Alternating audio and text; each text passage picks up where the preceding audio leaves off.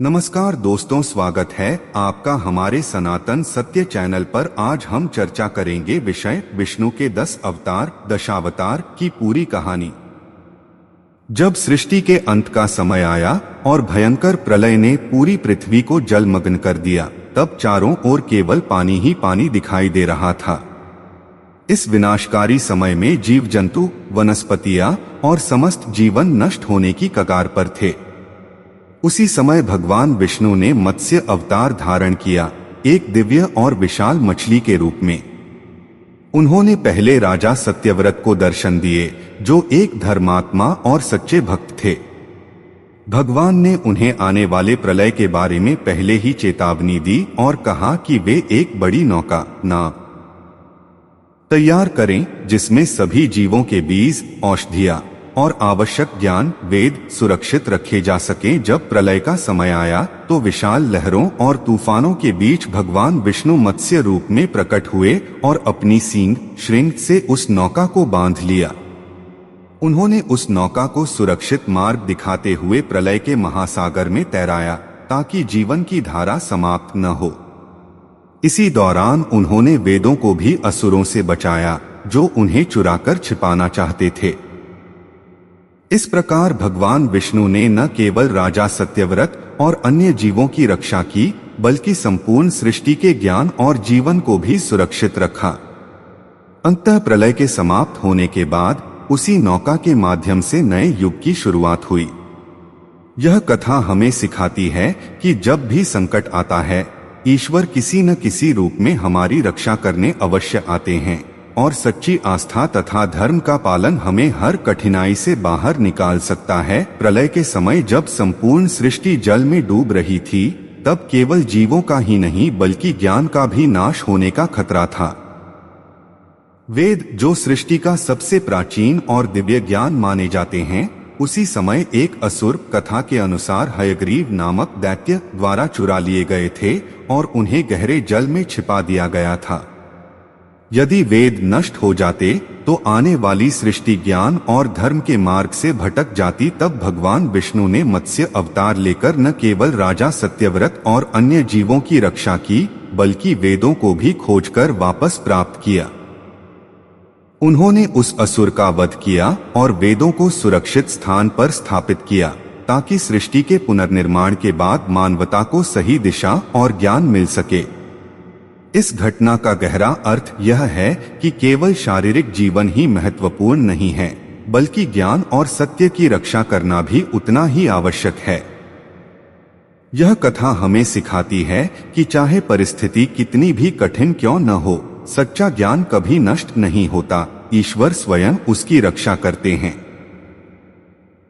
वेदों का संरक्षण यह दर्शाता है कि धर्म, सत्य और ज्ञान हमेशा अंत में विजय प्राप्त करते हैं, और यही तत्व सृष्टि को संतुलित और समृद्ध बनाए रखते हैं। यह सीख हमें जीवन का एक बहुत गहरा सत्य समझाती है कि जब परिस्थितियां कठिन हो जाती हैं, जब चारों ओर डर, भ्रम और अस्थिरता का माहौल होता है, तब सबसे पहले लोग अपने मूल्यों, सच्चाई और ज्ञान से समझौता करने लगते हैं। लेकिन यही वह समय होता है जब इनकी सबसे अधिक आवश्यकता होती है।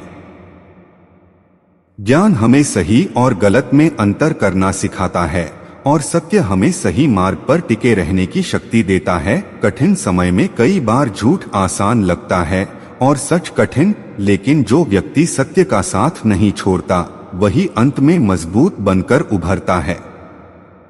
उसी तरह ज्ञान ही वह प्रकाश है जो अंधकार में रास्ता दिखाता है। अगर हम अपने ज्ञान, संस्कार और सच्चाई को बचाकर रखते हैं, तो चाहे हालात कितने भी खराब क्यों न हो, हम सही निर्णय ले सकते हैं और खुद को तथा दूसरों को भी सुरक्षित रख सकते हैं। यह संदेश हमें यह भी सिखाता है कि जीवन में केवल भौतिक चीजें ही महत्वपूर्ण नहीं हैं, बल्कि हमारे विचार, हमारा चरित्र और हमारा ज्ञान ही हमारी असली ताकत हैं। इसलिए किसी भी संकट में घबराने के बजाय हमें अपने अंदर के ज्ञान और सत्य को मजबूती से थामे रखना चाहिए। क्योंकि यही हमें हर मुश्किल से बाहर निकालने की सबसे बड़ी शक्ति देता है। समुद्र मंथन की यह कथा देवताओं और असुरों के बीच अमृत प्राप्त करने के प्रयास से जुड़ी है। जब दोनों पक्षों ने मिलकर क्षीरसागर का मंथन करने का निश्चय किया, तब मंदराचल पर्वत को मंथन दंड, मथनी और वासुकी नाग को रस्सी के रूप में इस्तेमाल किया गया।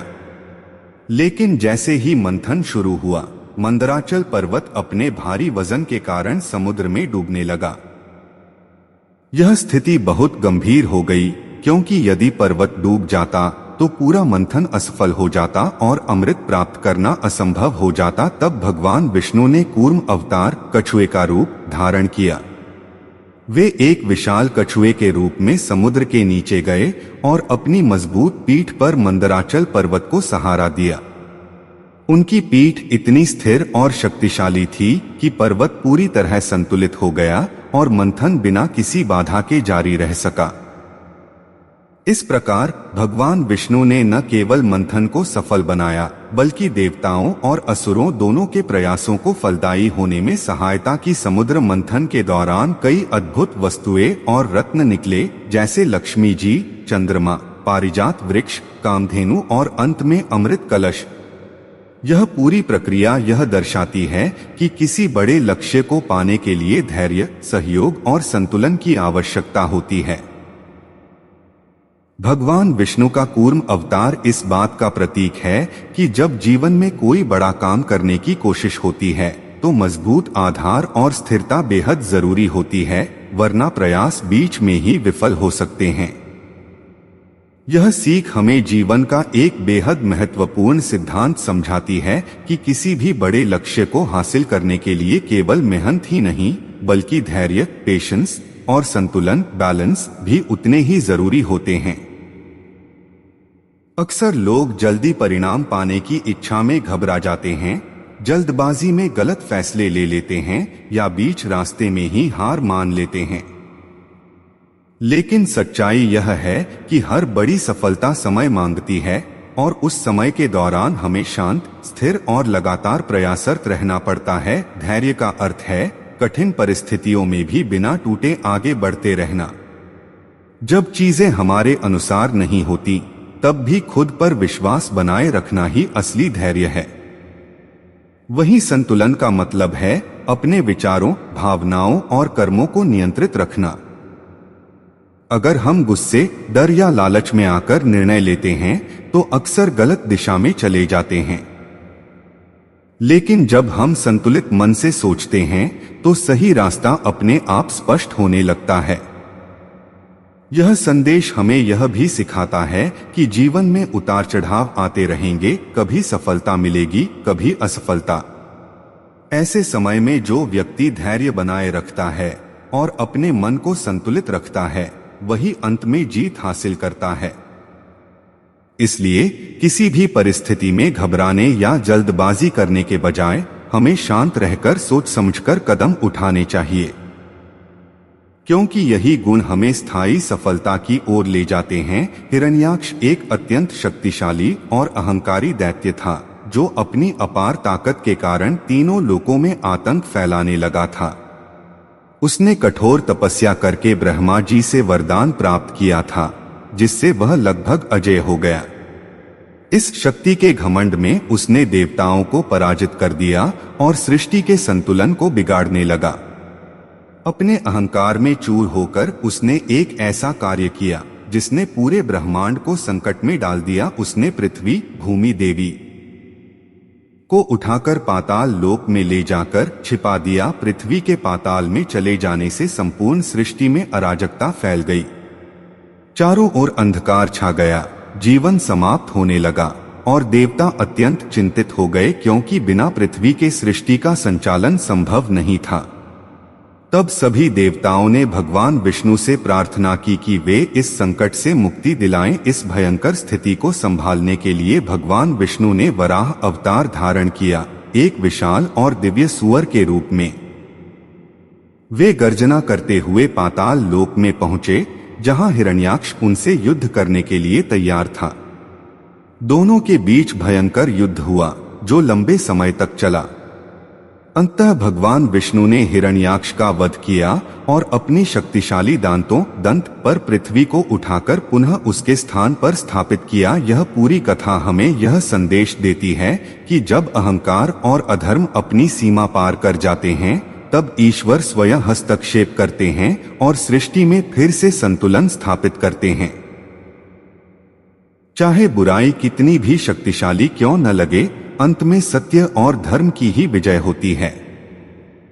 जब हिरण्याक्ष द्वारा पृथ्वी को पाताल लोक में ले जाकर छिपा दिया गया, तब संपूर्ण सृष्टि संकट में पड़ गई। चारों ओर अंधकार छा गया, जीवन का संतुलन बिगड़ गया और देवता अत्यंत चिंतित हो उठे। इस स्थिति को सुधारने के लिए भगवान विष्णु ने वराह अवतार धारण किया, एक विशाल, दिव्य और अत्यंत शक्तिशाली सूअर के रूप में। उनका यह रूप सामान्य नहीं था।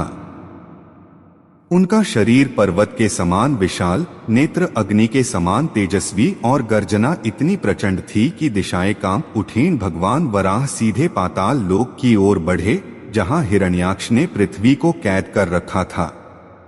वहां पहुंचकर उनका सामना उस शक्तिशाली दैत्य से हुआ और दोनों के बीच भयंकर युद्ध शुरू हुआ। यह युद्ध केवल शक्ति का नहीं, बल्कि धर्म और अधर्म के बीच संघर्ष था। अंततः भगवान विष्णु ने अपनी दिव्य शक्ति से हिरण्याक्ष का वध किया और उसके अत्याचार का अंत किया। इसके बाद भगवान वराह ने अपने मजबूत और विशाल दंत पर पृथ्वी को उठाया और धीरे धीरे उसे पाताल से बाहर निकालकर पुनः उसके सही स्थान पर स्थापित किया। यह दृश्य अत्यंत अद्भुत और प्रतीकात्मक था, जैसे अंधकार से प्रकाश की ओर यात्रा हो रही हो।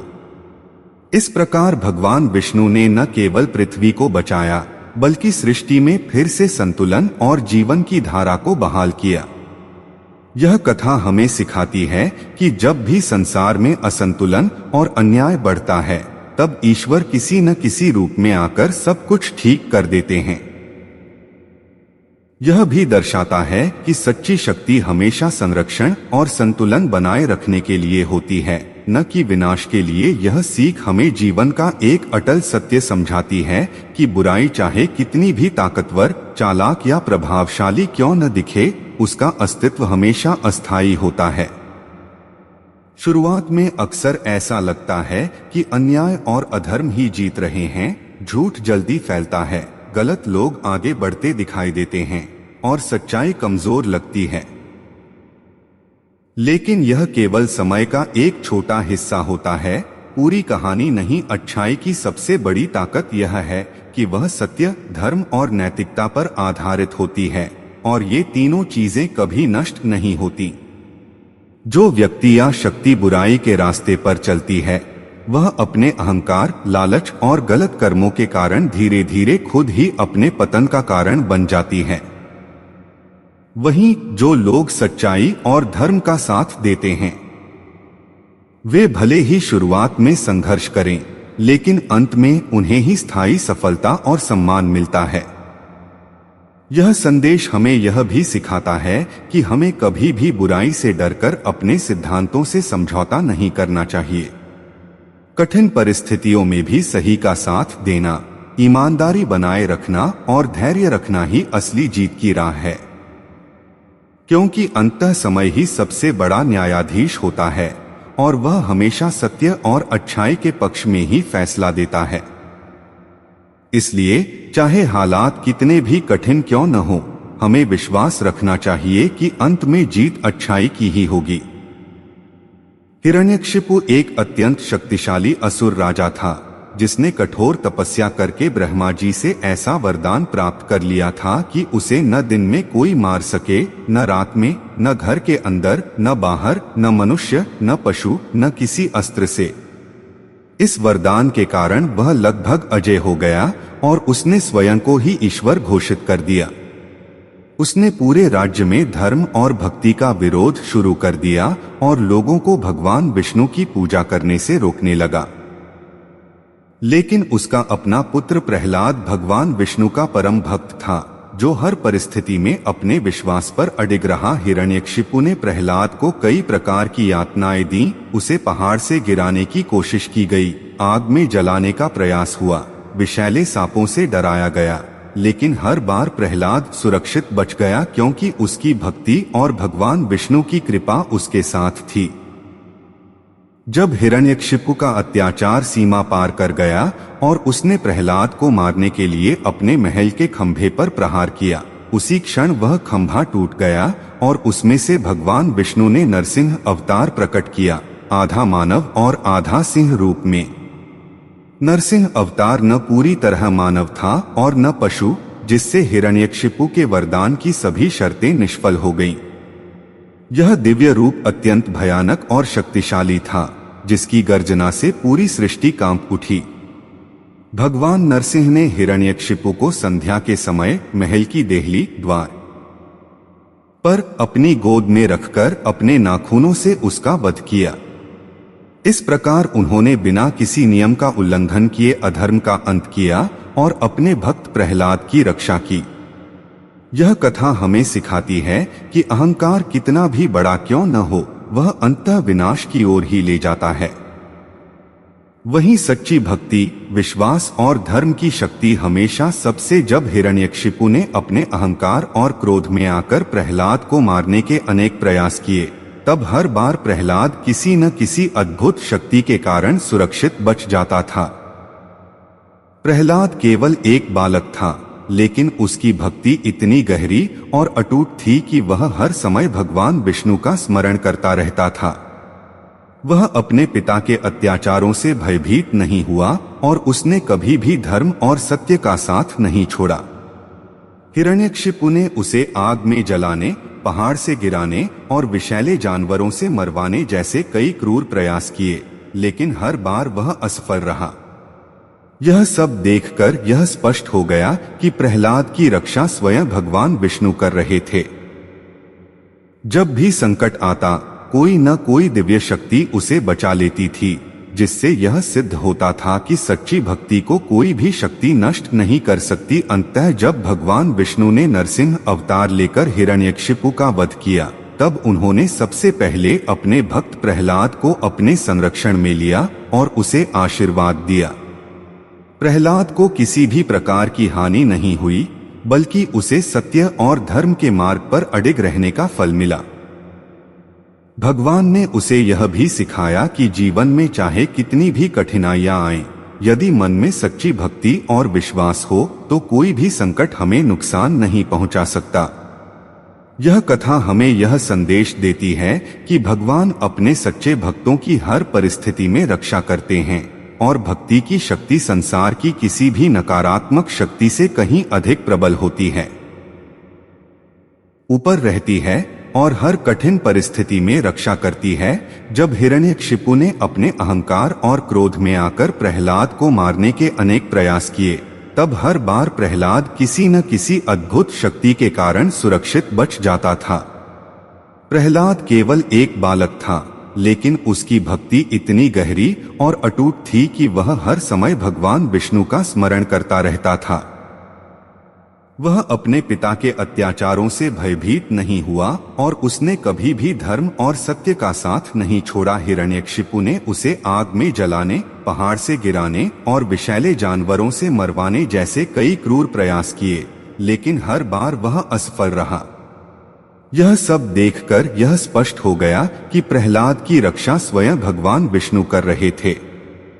जब भी संकट आता, कोई न कोई दिव्य शक्ति उसे बचा लेती थी, जिससे यह सिद्ध होता था कि सच्ची भक्ति को कोई भी शक्ति नष्ट नहीं कर सकती। अंततः जब भगवान विष्णु ने नरसिंह अवतार लेकर हिरण्यकशिपु का वध किया, तब उन्होंने सबसे पहले अपने भक्त प्रहलाद को अपने संरक्षण में लिया और उसे आशीर्वाद दिया। प्रहलाद को किसी भी प्रकार की हानि नहीं हुई, बल्कि उसे सत्य और धर्म के मार्ग पर अडिग रहने का फल मिला। भगवान ने उसे यह भी सिखाया कि जीवन में चाहे कितनी भी कठिनाइयां आएं, यदि मन में सच्ची भक्ति और विश्वास हो तो कोई भी संकट हमें नुकसान नहीं पहुंचा सकता। यह कथा हमें यह संदेश देती है कि भगवान अपने सच्चे भक्तों की हर परिस्थिति में रक्षा करते हैं और भक्ति की शक्ति संसार की किसी भी नकारात्मक शक्ति से कहीं अधिक प्रबल होती है। यह सीख हमें यह गहराई से समझाती है कि सच्ची भक्ति केवल पूजा पाठ या बाहरी क्रियाओं तक सीमित नहीं होती, बल्कि यह मन, विश्वास और समर्पण की एक ऐसी अवस्था है जहां व्यक्ति हर परिस्थिति में ईश्वर पर पूर्ण भरोसा रखता है। जब भक्ति सच्ची होती है तो वह व्यक्ति भय, संदेह और निराशा से ऊपर उठ जाता है और उसे यह विश्वास रहता है कि किसी भी संकट में वह अकेला नहीं है। सच्ची भक्ति का सबसे बड़ा गुण यह है कि वह इंसान को अंदर से मजबूत बनाती है। चाहे परिस्थितियां कितनी भी कठिन क्यों न हो, सच्चा भक्त अपने विश्वास को नहीं छोड़ता। वह जानता है कि ईश्वर अदृश्य रूप में हमेशा उसके साथ हैं और सही समय पर उसकी रक्षा अवश्य करेंगे।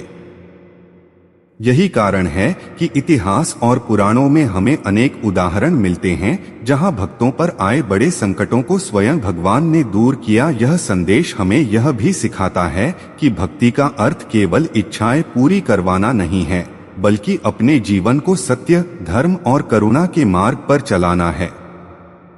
जब मनुष्य सच्चे मन से ईश्वर को याद करता है और अपने कर्मों को सही रखता है तो उसका जीवन धीरे धीरे शांत, स्थिर और सुरक्षित हो जाता है।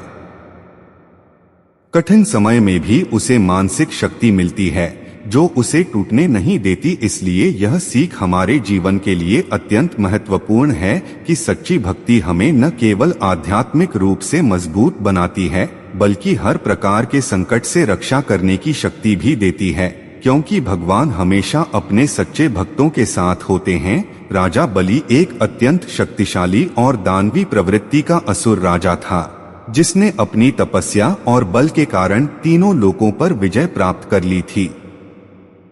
वह बहुत ही दानशील भी था, लेकिन धीरे धीरे उसके मन में अहंकार आ गया कि उसके समान कोई नहीं है। वह स्वयं को सर्वश्रेष्ठ मानने लगा और देवताओं तक को अपने नियंत्रण में रखने लगा। देवताओं की प्रार्थना पर भगवान विष्णु ने यह समझा कि राजा बलि का अहंकार अब संतुलन बिगाड़ रहा है, इसलिए उसे सही मार्ग पर लाना आवश्यक है। इसी उद्देश्य से भगवान विष्णु ने वामन अवतार लिया, एक छोटे, सरल और तेजस्वी ब्राह्मण बालक के रूप में। वे राजा बलि के यज्ञ स्थल पर पहुंचे और उनसे केवल 3 पग भूमि दान में मांगी। राजा बलि, जो अपने दानशील स्वभाव के लिए प्रसिद्ध था, उसने बिना सोचे समझे यह दान स्वीकार कर लिया। जैसे ही उन्होंने दान देने का संकल्प किया, वामन रूप में भगवान विष्णु ने अपना विराट रूप धारण कर लिया। भगवान ने पहले पग में संपूर्ण पृथ्वी नाप ली, दूसरे पग में स्वर्ग लोक और पूरे ब्रह्मांड को नाप लिया। अब तीसरे पग के लिए कोई स्थान शेष नहीं बचा था। तब राजा बलि को अपने अहंकार का ज्ञान हुआ और उसने विनम्र होकर अपना सिर भगवान के सामने झुका दिया और कहा कि तीसरा पग उसके सिर पर रख दिया जाए।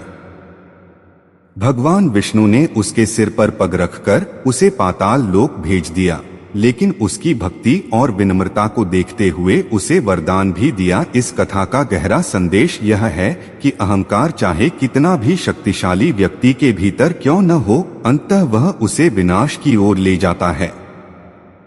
लेकिन विनम्रता और सत्य का मार्ग अपनाने वाला व्यक्ति अंत में सम्मान और मोक्ष प्राप्त करता है। जब भगवान विष्णु ने वामन अवतार धारण किया और राजा बलि से केवल 3 पग भूमि का दान मांगा, तब किसी को भी यह अनुमान नहीं था कि यह एक दिव्य लीला है। राजा बलि ने अपने दानशील स्वभाव के कारण यह वचन स्वीकार कर लिया। जैसे ही वामन ने दान स्वीकार किया, वे अचानक एक विराट और अनंत स्वरूप में परिवर्तित हो गए। उनका शरीर इतना विशाल हो गया कि संपूर्ण ब्रह्मांड उनकी उपस्थिति में छोटा प्रतीत होने लगा। पहले पग में भगवान ने संपूर्ण पृथ्वी को नाप लिया। सभी महाद्वीप, पर्वत, नदियां और समुद्र उनके एक ही चरण में समा गए। दूसरे पग में उन्होंने स्वर्गलोक, नक्षत्र, ग्रह और समस्त दिव्य लोकों को अपने चरण से ढक लिया। इस प्रकार पूरा ब्रह्मांड उनके 2 पगों में ही समाप्त हो गया।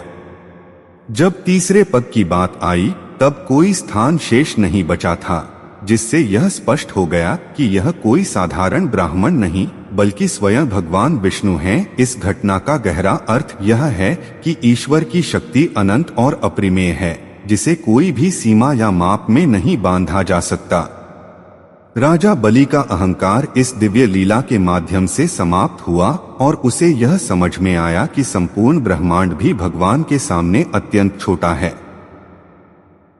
अंततः यह लीला हमें यह सिखाती है कि जब मनुष्य अपने ज्ञान या शक्ति पर अहंकार करता है तब उसे याद रखना चाहिए कि सच्ची शक्ति केवल ईश्वर में ही है, जो संपूर्ण सृष्टि को एक क्षण में समेट सकते हैं। यह सीख हमें जीवन का एक अत्यंत महत्वपूर्ण और अटल सत्य समझाती है कि अहंकार, चाहे वह किसी भी रूप में क्यों न हो, उसका अंत निश्चित होता है। जब व्यक्ति अपनी शक्ति, धन, ज्ञान या पद को लेकर यह मान लेता है कि वह सबसे श्रेष्ठ है और किसी के बराबर नहीं है, तब धीरे धीरे उसके भीतर विनम्रता समाप्त होने लगती है और वह दूसरों को छोटा समझने लगता है। यही अहंकार अंततः उसके पतन का कारण बनता है। अहंकार इंसान की सोच को सीमित कर देता है और उसे वास्तविकता से दूर ले जाता है। वह यह भूल जाता है कि जीवन में मिली हर उपलब्धि किसी न किसी सहयोग, समय और परिस्थिति का परिणाम होती है। जब व्यक्ति इस सच्चाई को नजरअंदाज कर देता है तब उसके निर्णय गलत होने लगते हैं और वह अपने ही कर्मों के कारण कठिनाइयों में फंस जाता है। इतिहास और पुराणों में ऐसे अनेक उदाहरण मिलते हैं जहां अत्यंत शक्तिशाली व्यक्तियों का भी अंत केवल उनके अहंकार के कारण हुआ। इसके विपरीत विनम्रता और सरलता व्यक्ति को ऊंचाइयों तक ले जाती है। जो व्यक्ति अपने ज्ञान और सफलता के साथ विनम्र रहता है वह दूसरों का सम्मान भी प्राप्त करता है और दीर्घकाल तक स्थिर और सफल रहता है। इसलिए यह सीख हमें यह समझाती है कि सच्ची महानता अहंकार में नहीं बल्कि विनम्रता में होती है। इसलिए हमें हमेशा अपने जीवन में यह याद रखना चाहिए कि शक्ति और सफलता स्थायी नहीं होती, लेकिन विनम्रता और अच्छे कर्म हमेशा साथ रहते हैं। अहंकार चाहे कितना भी बढ़ जाए, उसका अंत निश्चित है और अंत में जीत हमेशा सत्य और विनम्रता की ही होती है। जब पृथ्वी पर क्षत्रिय वर्ग में कुछ राजा अपने शक्ति और अधिकार का गलत उपयोग करने लगे, तब उनका शासन धीरे धीरे अन्याय, अत्याचार और अधर्म का रूप लेने लगा। वे कमजोर लोगों पर अत्याचार करने लगे, साधु संतों का अपमान करने लगे और धर्म की मर्यादा को तोड़ने लगे। इस बढ़ते अन्याय के कारण संपूर्ण समाज में भय और असंतुलन फैल गया, जिससे धर्म की नींव कमजोर होने लगी। इसी समय भगवान विष्णु ने परशुराम अवतार धारण किया। परशुराम एक महान ब्राह्मण योद्धा थे, जिनके पास अपार शक्ति, तपस्या और दिव्य अस्त्र शस्त्रों का ज्ञान था। उन्होंने अपने फरसे परशु को अपना मुख्य अस्त्र बनाया और धर्म की रक्षा के लिए कठोर संकल्प लिया। उनका उद्देश्य केवल क्रोध या विनाश नहीं था, बल्कि पृथ्वी पर पुनः न्याय और संतुलन स्थापित करना था। परशुराम ने उन अत्याचारी क्षत्रियों के विरुद्ध अभियान चलाया जिन्होंने धर्म की मर्यादा तोड़ी थी। शास्त्रों के अनुसार उन्होंने कई बार पृथ्वी को अन्याय से मुक्त करने का प्रयास किया, ताकि समाज में फिर से धर्म, न्याय और सत्य की स्थापना हो सके। उनका यह रूप यह दर्शाता है कि जब भी शक्ति का दुरुपयोग होता है तब उसे रोकने के लिए दिव्य शक्ति स्वयं प्रकट होती है। इस कथा का गहरा संदेश यह है कि शक्ति स्वयं में अच्छी या बुरी नहीं होती, बल्कि उसका उपयोग उसे सही या गलत बनाता है। जब शक्ति का उपयोग अन्याय के लिए होता है तब उसका अंत निश्चित होता है और अंततः धर्म की ही विजय होती है। यह सीख हमें जीवन का एक महत्वपूर्ण नैतिक सिद्धांत समझाती है कि अन्याय को चुपचाप सहना भी कई बार गलत को बढ़ावा देने जैसा होता है। जब समाज में कहीं भी अत्याचार, भेदभाव या गलत व्यवहार होता है तो केवल देखना या अनदेखा करना पर्याप्त नहीं होता, बल्कि सही समय पर उसके खिलाफ आवाज उठाना भी आवश्यक होता है। अन्याय के खिलाफ खड़ा होना केवल साहस का काम नहीं है, बल्कि यह जिम्मेदारी और नैतिकता का भी प्रतीक है। कई बार लोग डर, स्वार्थ या असुरक्षा के कारण गलत चीजों का विरोध नहीं करते, जिससे गलत करने वालों का हौसला और बढ़ जाता है। लेकिन इतिहास और जीवन के अनुभव बताते हैं कि जब कुछ लोग भी साहस दिखाकर अन्याय का विरोध करते हैं तो धीरे धीरे बड़ा परिवर्तन संभव हो जाता है। यह संघर्ष भले ही कठिन हो, लेकिन अंत में यही समाज में न्याय और संतुलन स्थापित करता है। यह संदेश हमें यह भी सिखाता है कि अन्याय के खिलाफ खड़ा होना केवल दूसरों के लिए नहीं, बल्कि अपने आत्मसम्मान और भविष्य के लिए भी जरूरी है। यदि हम आज गलत के सामने चुप रहते हैं तो कल वही अन्याय हमारे या हमारे प्रियजनों के साथ भी हो सकता है। इसलिए सही और गलत की पहचान करके सही का साथ देना हर व्यक्ति का कर्तव्य है।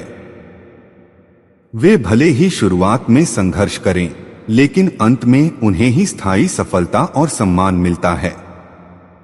यह संदेश हमें यह भी सिखाता है कि हमें कभी भी बुराई से डरकर अपने सिद्धांतों से समझौता नहीं करना चाहिए। कठिन परिस्थितियों में भी सही का साथ देना, ईमानदारी बनाए रखना और धैर्य रखना ही असली जीत की राह है, क्योंकि अंततः समय ही सबसे बड़ा न्यायाधीश होता है और वह हमेशा सत्य और अच्छाई के पक्ष में ही फैसला देता है। इसलिए चाहे हालात कितने भी कठिन क्यों न हो, हमें विश्वास रखना चाहिए कि अंत में जीत अच्छाई की ही होगी। हिरण्यकशिपु एक अत्यंत शक्तिशाली असुर राजा था, जिसने कठोर तपस्या करके ब्रह्मा जी से ऐसा वरदान प्राप्त कर लिया था कि उसे न दिन में कोई मार सके, न रात में, न घर के अंदर, न बाहर, न मनुष्य, न पशु, न किसी अस्त्र से। इस वरदान के कारण वह लगभग अजय हो गया और उसने स्वयं को ही ईश्वर घोषित कर दिया। उसने पूरे राज्य में धर्म और भक्ति का विरोध शुरू कर दिया और लोगों को भगवान विष्णु की पूजा करने से रोकने लगा। लेकिन उसका अपना पुत्र प्रहलाद भगवान विष्णु का परम भक्त था, जो हर परिस्थिति में अपने विश्वास पर अडिग रहा। हिरण्यकशिपु ने प्रहलाद को कई प्रकार की यातनाएं दी। उसे पहाड़ से गिराने की कोशिश की गई, आग में जलाने का प्रयास हुआ, विषैले सांपों से डराया गया, लेकिन हर बार प्रहलाद सुरक्षित बच गया, क्योंकि उसकी भक्ति और भगवान विष्णु की कृपा उसके साथ थी। जब हिरण्यकशिपु का अत्याचार सीमा पार कर गया और उसने प्रहलाद को मारने के लिए अपने महल के खंभे पर प्रहार किया, उसी क्षण वह खंभा टूट गया और उसमें से भगवान विष्णु ने नरसिंह अवतार प्रकट किया, आधा मानव और आधा सिंह रूप में। नरसिंह अवतार न पूरी तरह मानव था और न पशु, जिससे हिरण्यकशिपु के वरदान की सभी शर्तें निष्फल हो गईं। यह दिव्य रूप अत्यंत भयानक और शक्तिशाली था, जिसकी गर्जना से पूरी सृष्टि कांप उठी। भगवान नरसिंह ने हिरण्यकशिपु को संध्या के समय महल की देहली द्वार पर अपनी गोद में रखकर अपने नाखूनों से उसका वध किया। इस प्रकार उन्होंने बिना किसी नियम का उल्लंघन किए अधर्म का अंत किया और अपने भक्त प्रहलाद की रक्षा की।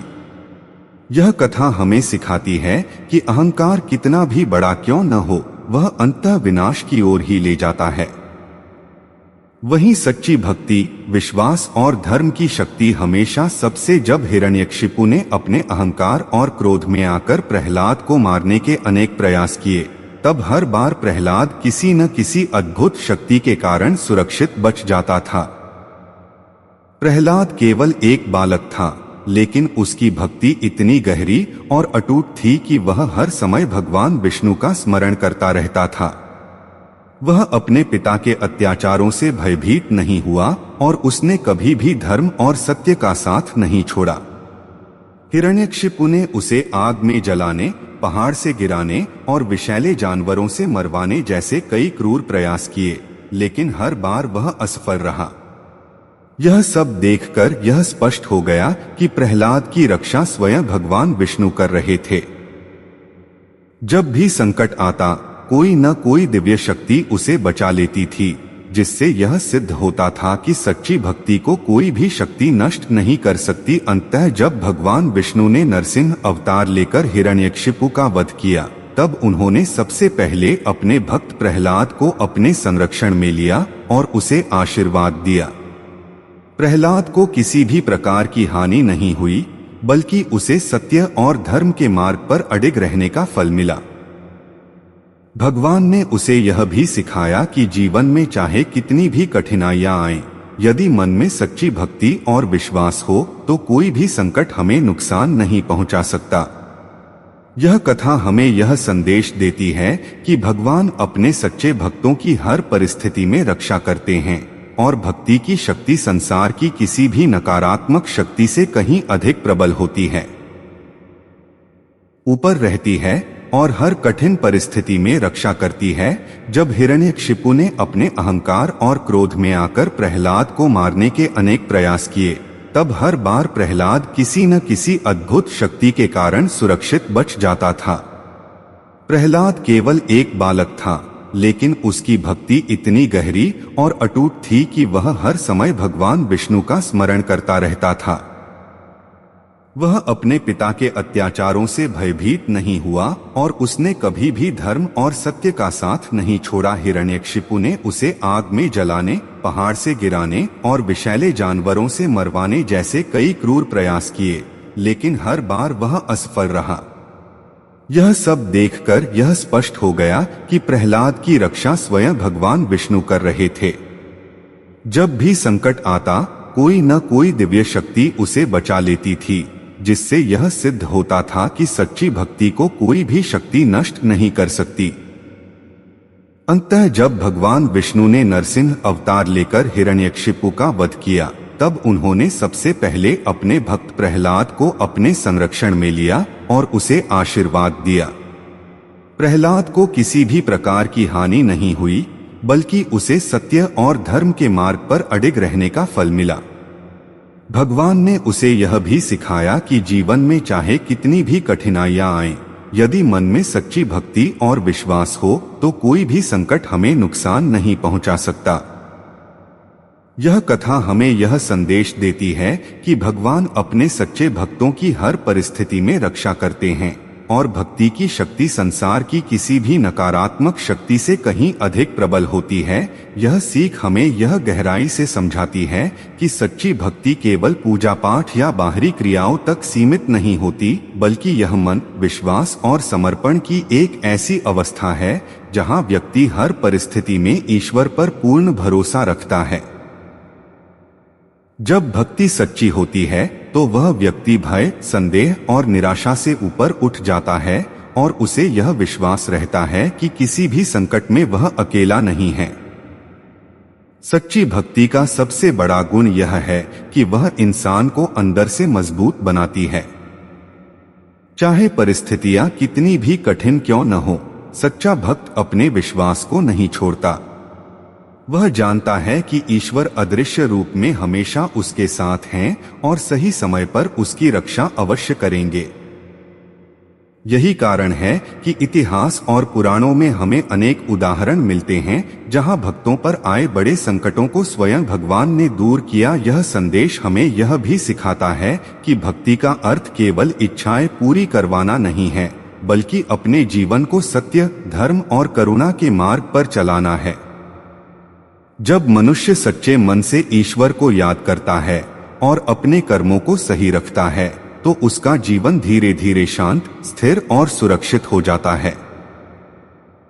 कठिन समय में भी उसे मानसिक शक्ति मिलती है जो उसे टूटने नहीं देती। इसलिए यह सीख हमारे जीवन के लिए अत्यंत महत्वपूर्ण है कि सच्ची भक्ति हमें न केवल आध्यात्मिक रूप से मजबूत बनाती है, बल्कि हर प्रकार के संकट से रक्षा करने की शक्ति भी देती है, क्योंकि भगवान हमेशा अपने सच्चे भक्तों के साथ होते हैं। राजा बलि एक अत्यंत शक्तिशाली और दानवी प्रवृत्ति का असुर राजा था, जिसने अपनी तपस्या और बल के कारण तीनों लोकों पर विजय प्राप्त कर ली थी।